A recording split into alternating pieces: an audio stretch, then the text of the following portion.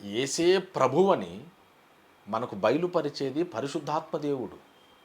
పరిశుద్ధాత్మ దేవుడు మన మనోనేత్రాలు వెలిగిస్తే తప్ప దేవుని వాక్యంలో ఉన్న సత్యం మన మనోనేత్రాలకు ప్రత్యక్షం కాదు, అర్థం కాదు, మన హృదయాలకు గోచరం కాదు.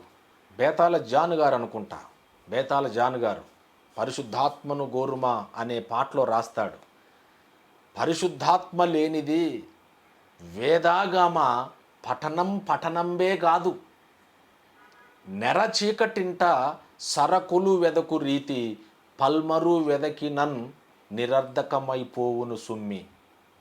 నువ్వు బోటనిస్ట్ లాగా లేఖనాలను బాగా పరిశోధిస్తూ ఉంటే ఇందులో ఉన్న మధువును గ్రోలలేవు, ఇందులో ఉన్న సత్యాలు నీ కంటికి కనిపించవు. ఎందుకంటే పరిశుద్ధాత్మ సహాయం లేకుండా నువ్వెంత వెతికినా నీకేం అర్థం కాదు. నీ మనసుకున్న కుతి తీరుతుంది కానీ నీ హృదయం తృప్తిపరచబడదు. నెరచీకటింట సరకులు వెదకు రీతి పల్మరు వెదకిన నిరర్ధకమైపోవును సుమ్మి. చీకటింట్లో నువ్వు ఎంత ఎతికినా ఏం కనిపిస్తాయి నీకు? లైట్ వేసుకుంటే కానీ అర్థం కావు.